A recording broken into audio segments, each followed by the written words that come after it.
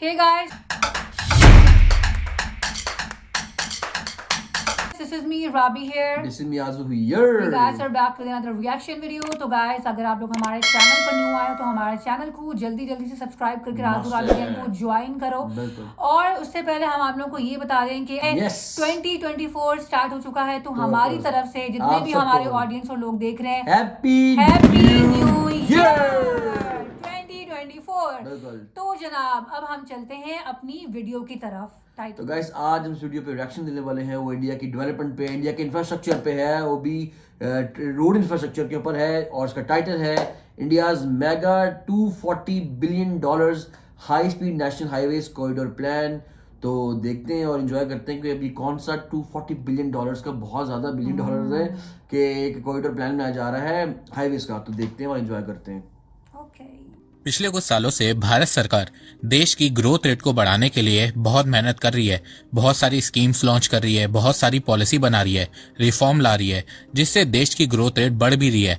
जहां 2019 में भारत की ग्रोथ रेट में एक स्लो डाउन देखने को मिल रहा था और भारत की ग्रोथ रेट 4% थी, वहीं 2020 में पेंडेमिक के चलते भारत की ग्रोथ रेट -6% गिर गई थी। पर फिर 2021 में भारत ने रिकवरी की और भारत की ग्रोथ रेट 8.7% थी। फिर 2022 में भारत की ग्रोथ रेट 7% हुई और इस समय 2023 में भारत 7.6% से ग्रो कर रहा है। पिछले 3 सालों से भारत ने अपनी ग्रोथ रेट को 7 से 8% के बीच में मेंटेन करके रखा है और भारत इस समय वर्ल्ड की फास्टेस्ट ग्रोइंग मेजर इकोनॉमी भी है। अब इस मोमेंटम को बरकरार रखने के लिए भारत सरकार पूरी कोशिश कर रही है और चाह रही है कि आने वाले 20 सालों तक भारत 8 से 10% के बीच ग्रो हो। अब क्या ये मुमकिन हो पाएगा या नहीं, आइए जानते हैं। तो नमस्कार दोस्तों, स्वागत करते हैं आपका चार्जिंग पॉइंट हिंदी में। दोस्तों आज की इस वीडियो में हम जानेंगे कि भारत कैसे 8 से 10% के बीच ग्रो कर सकता है। तो जानने के लिए जुड़े रहिए आप इस वीडियो के साथ। दोस्तों मैं ऐसे ही इंफॉर्मेटिव वीडियो बनाता हूँ, तो अगर आपको इंफॉर्मेशनल वीडियो देखना पसंद है तो आप इस चैनल को सब्सक्राइब कीजिए, इससे मुझे बहुत ही सपोर्ट मिलेगा। देखो भारत इस समय वर्ल्ड की फास्टेस्ट ग्रोइंग मेजर इकोनॉमी है और इस डेकेड में भारत वर्ल्ड की फास्टेस्ट ग्रोइंग मेजर इकोनॉमी बना रहेगा। जहां भारत इस समय 7.6% से ग्रो कर रहा है, वहीं चाइना 4% और अमेरिका 2% से ग्रो कर रहा है। पर उसके बावजूद भारत की जीडीपी चाइना और अमेरिका से बहुत ज्यादा पीछे है। यूएस और चाइना को बीट करने के लिए भारत को और तेजी से ग्रो करना होगा। पर रियलिटी ये है कि भारत आज तक किसी भी डेकेड में 8% तो छोड़िए 7% से भी ग्रो नहीं कर पाया है। 1990 से 2000 तक भारत की एवरेज ग्रोथ रेट 5.7% थी, 2000 से 2010 तक 6.3% थी, 2010 से 2020 तक 6.6% थी। तो 6% की ग्रोथ रेट से अब भारत का कुछ भी नहीं होने वाला है। भारत को आने वाले 15 से 20 साल कम से कम 7 से 10% के बीच ग्रो करना ही पड़ेगा।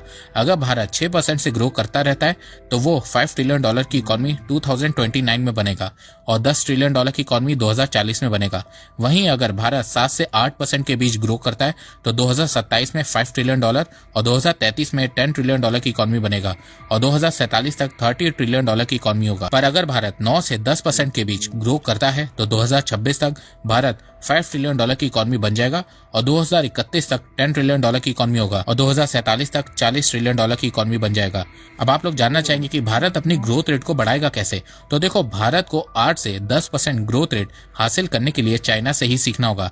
चाइना की ग्रोथ रेट 2000 से 2020 तक ऑन एन एवरेज 9% रही है, वहीं 2004 से 2014 के बीच 10%। अब आप लोग सोच रहे होंगे कि चाइना ने अपनी ग्रोथ रेट को इतने सालों तक कैसे मेंटेन करके रखा। तो देखो चाइना ने अपनी जीडीपी में इन्वेस्टमेंट को बढ़ाया। जहां 2000 में चाइना की जीडीपी में इन्वेस्टमेंट का शेयर 33% था, वहीं 2011 में ये बढ़ के 47% हो गया था और अभी भी ये 40% है। पर देखो चाइना पहले की तरह तेजी से ग्रो नहीं कर रहा है। इसके अलावा चाइना की डेमोग्राफी आने वाले 10 सालों में बहुत तेजी से चेंज होगी। चाइना में बूढ़े लोगों की संख्या बढ़ेगी, जिससे चाइना में मैन्युफैक्चरिंग कम होने लगेगी। तो इसका फायदा भारत को मिलने ही वाला है। भारत तेजी से ग्रो करेगा, पर भारत को कंसिस्टेंसी मेंटेन करके रखनी होगी। आइए अब जानते हैं कि भारत कैसे 8 से 10% के बीच ग्रो कर सकता है। भारत के रेलवे मिनिस्टर अश्वनी वैष्णव जी ने एस्कोचैम की जनरल एनुअल मीटिंग में एक बात कही है। कैपिटल इन्वेस्टमेंट स्ट्रेटेजी के चलते भारत नेक्स्ट 20 ईयर्स तक 8 से 10% के बीच ग्रो कर सकता है। अब आप लोग सोच रहे होंगे कि कैपिटल इन्वेस्टमेंट स्ट्रेटेजी ही क्या है। तो देखो इसका सिंपल सा मतलब यह है कि भारत सरकार को हर साल देश का कैपिटल एक्सपेंडिचर बढ़ाना होगा। मतलब भारत सरकार को साल दर साल देश में ज्यादा पैसा इन्वेस्ट करना होगा। अश्वनी जी ने बताया कि भारत की जीडीपी में 59% 25% शेयर कंजप्शन का है। मतलब भारत में जो प्रोडक्शन होती है या कोई भी चीज बनती है वो ज्यादातर भारत के लोग ही कंज्यूम कर लेते हैं, क्योंकि भारत की आबादी बहुत ज्यादा है, इसीलिए भारत को कंजप्शन बेस्ड इकोनॉमी कहा जाता है। तो जहां भारत की जीडीपी में 59% शेयर कंजप्शन का है, वहीं 27% शेयर इन्वेस्टमेंट का है। तो भारत सरकार 27% इन्वेस्टमेंट शेयर को बढ़ाने में लगी हुई है, क्योंकि भारत कभी भी कंजप्शन के दम पे तेजी से ग्रो नहीं कर सकता है। अगर भारत को तेजी से ग्रो करना है तो उसे आज नहीं तो कल जीडीपी में इन्वेस्टमेंट के शेयर को बढ़ाना ही होगा। अभी भारत की जीडीपी में इन्वेस्टमेंट का शेयर 27% है, पर भारत सरकार इसे 35% तक ले जाना चाहती है। अब आप लोग पूछेंगे कि इन्वेस्टमेंट का शेयर बढ़ने से देश की अर्थव्यवस्था को कैसे फायदा होगा। तो देखो, इन्वेस्टमेंट का शेयर बढ़ने से बहुत सारी नौकरियां पैदा होंगी, लोग गरीबी से बाहर आएंगे, उनके पास पहले के मुकाबले ज्यादा पैसा आएगा, उससे वो ज्यादा सामान खरीदेंगे, इससे प्रोडक्ट की डिमांड बढ़ेगी, फिर उससे और ज्यादा प्रोडक्ट मैन्युफैक्चर होंगे, उससे कंपनीज को फायदा होगा, वो और मैन्युफैक्चरिंग यूनिट खोलेंगी और फिर उससे और ज्यादा नौकरियां पैदा होंगी, फिर और लोग गरीबी से बाहर आएंगे और ये चीज एक साइकिल की तरह काम करेगी। इसके अलावा भारत सरकार इंफ्रास्ट्रक्चर में इन्वेस्ट करेगी, जिससे स्टील, सीमेंट और बहुत सी इंडस्ट्रीज को फायदा होगा। देश का इंफ्रास्ट्रक्चर स्ट्रांग होगा, लॉजिस्टिक की कॉस्ट कम होगी, जिससे कंपनीज को मैन्युफैक्चरिंग करना सस्ता पड़ेगा, बहुत सारी बाहर की कंपनियां भारत में आएंगी, इससे भारत का ट्रेड बढ़ेगा, एक्सपोर्ट बढ़ेगा और फिर भारत की इकोनॉमी भी तेजी से ग्रो होगी। ये चीज अमेरिका ने भी की थी, चाइना ने भी की है, south Korea, Japan, Germany, France सब ने की है, तभी उनकी इकोनॉमी जल्दी से ग्रो हुई है। इन देशों की सरकारों ने लंबे समय तक जीडीपी में इन्वेस्टमेंट के शेयर को 40 से 45% तक रखा था और अब यही चीज भारत भी कर रहा है। भारत सरकार ने इन्वेस्टमेंट के 3 पाथ बनाए हैं। पब्लिक इन्वेस्टमेंट, भारत सरकार हर साल बजट में कैपिटल एक्सपेंडिचर यानी कि इंफ्रास्ट्रक्चर का बजट बढ़ाएगी। Second, very focus consumption, Bharat सरकार कंज्यूमर मार्केट पे भी फोकस करेगी, वहां पे भी इन्वेस्ट करेगी। और तीसरा है reform and incentives for private industries, Bharat सरकार पीएलआई स्कीम में इन्वेस्ट करेगी और सेक्टर्स को पीएलआई स्कीम से जोड़ेगी, जिससे कंपनीज इंसेंटिव्स कमाने के लिए ज्यादा से ज्यादा प्रोडक्ट भारत में ही मैन्युफैक्चर करेगी। देखो, भारत के लिए 20 सालों तक 8 से 10% की ग्रोथ रेट मेंटेन करके रखना कोई बड़ी बात नहीं है। जापान ने 1980 में ये किया था, साउथ कोरिया ने 1990 से 2000 में ये किया है और चाइना ने 2000 से 2010 के बीच में ये किया है, तो भारत भी ये कर सकता है। वैसे अभी कुछ दिनों पहले आरबीआई ने एक रिपोर्ट पब्लिश की है, जिसमें उन्होंने बताया कि अगर भारत 2047 तक एक डेवलप कंट्री बनना है तो उसके लिए भारत को हर साल 7.6% से ग्रो करना पड़ेगा। इसके अलावा आरबीआई ने अपनी रिपोर्ट में बताया कि अगर भारत को 2047 तक एक डेवलप कंट्री बनना है तो उसे अपने इंडस्ट्रियल सेक्टर को 25% से इंक्रीज करके 35% तक ले जाना होगा। इंडस्ट्रियल सेक्टर को बढ़ाने से भारत में मैन्युफैक्चरिंग बढ़ेगी, जॉब्स बढ़ेंगी, एक्सपोर्ट बढ़ेगा, जिससे भारत की ग्रोथ रेट बढ़ेगी और फिर इससे ओवरऑल इंडियन इकोनॉमी भी इंक्रीज होगी। इसके अलावा एक और वजह है जिसके चलते आने वाले समय में भारत और तेजी से ग्रो कर सकता है, और वो है डेमोग्राफिक फैक्टर। कई एक्सपर्ट्स का मानना है कि जो पॉपुलेशन का एडवांटेज चाइना को 15 साल पहले मिला था, वही एडवांटेज आज भारत को भी मिल रहा है। इसके अलावा भारत सरकार जिस तरीके से भारत को डिजिटलाइज कर रही है, टैक्सेशन सिस्टम में ट्रांसपेरेंसी ला रही है, बहुत से देशों के साथ फ्री ट्रेड एग्रीमेंट साइन कर रही है, तो इन सब चीजों के चलते भी भारत तेजी से ग्रो करने वाला है।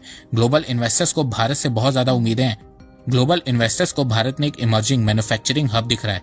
अब आप में से कुछ लोग बोलेंगे कि भारत ये नहीं कर पाएगा, तो मैं आपको बता दूं कि जब 1947 में भारत आजाद हुआ था तो बहुत से लोगों ने कहा था कि भारत बहुत जल्दी ही कई छोटे छोटे देशों में बढ़ जाएगा, पर आज तक ऐसा नहीं हुआ है। इसके अलावा एक समय भारत फूड ग्रेन्स को इंपोर्ट करता था और आज फूड ग्रेन्स को एक्सपोर्ट करता है। आज अगर भारत अपने फूड आइटम के एक्सपोर्ट को रोकता है तो यूएस समेत कई वेस्टर्न कंट्रीज घबराने लगते हैं, उनके यहाँ हलचल मच जाती है। इसके अलावा पेंडेमिक के समय अगर किसी देश ने 100 देशों को फ्री वैक्सीन दी थी तो वो देश भारत ही है। इसके अलावा दुनिया का सबसे advance payment system UPI Bharat में ही है, तो इस समय ये कहना कि भारत ये नहीं कर पाएगा बेवकूफी होगी।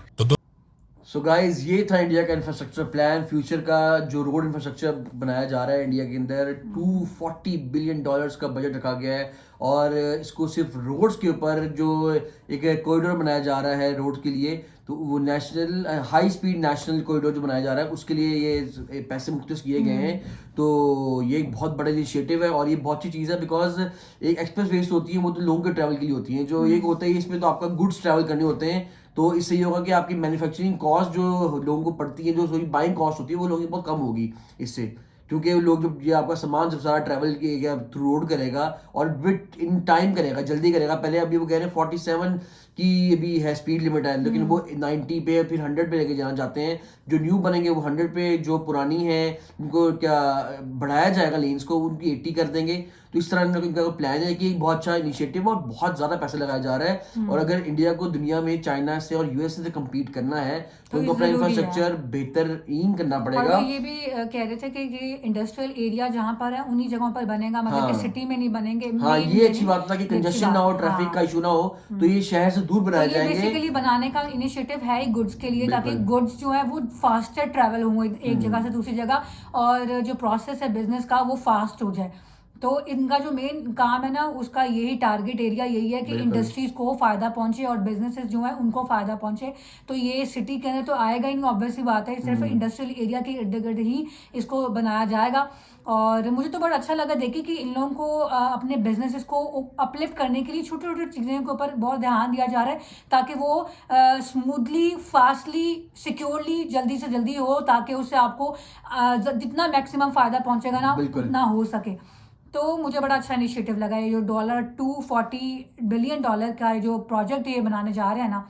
I am really happy and glad. Let's see कि क्या फ़ायदा होता है आवाम को। आप लोग ज़रूर बताया कमेंट सेक्शन में कि कहाँ कहाँ पर कौन कौन से एरियाज़ में, लाइक कौन कौन से इंडस्ट्रियल एरियाज़ में ये बन रहा है, क्योंकि ये इन्होंने अभी इसमें वीडियो में ये नहीं बताया इन्होंने कि कौन कौन से इंडस्ट्रियल एरिया हैं जिनके नियर बाय ये बन रहे हैं। ये लिंक इन्होंने कहा कि पूरे इंडिया से कनेक्ट किया जाएगा इसको, और हर इंडिया का सिटी जो होगा इससे सिर्फ 100-150 किलोमीटर दूर होगा। मींस कि अगर जिससे भी कनेक्ट करना है वो 150 किलोमीटर, तो आपको 100-150 किलोमीटर के अंदर ये आपको कनेक्टिविटी मिल जाएगी। और जो बड़े सिटीज हैं जहाँ से ज्यादा काम होता होगा वो तो बिल्कुल साथ ही कनेक्ट होंगे, लेकिन थोड़ा दूर करके, ताकि वो कंजेशन ना हो आपकी ट्रैफिक के लिए। तो गाइज यही था हमारा रिएक्शन और यही था हमारा टेक ऑन दिस वीडियो। आप लोगों ने जरूर बताना कमेंट सेक्शन में कि आप लोग क्या समझते हैं इस प्रोजेक्ट को लेके, क्या हेल्पफुल होगा और क्या गुड है, तो गुड इनिशिएटिव, लेकिन आप लोग की क्या राय है जरूर बताना कमेंट सेक्शन में। रिएक्शन और वीडियो कैसी लगी है ये भी बताना है, और वीडियो अगर अच्छी लगी हो तो लाइक शेयर सब्सक्राइब करना। मुलाकात करेंगे एक और वीडियो में। अल्लाह हाफ़िज़।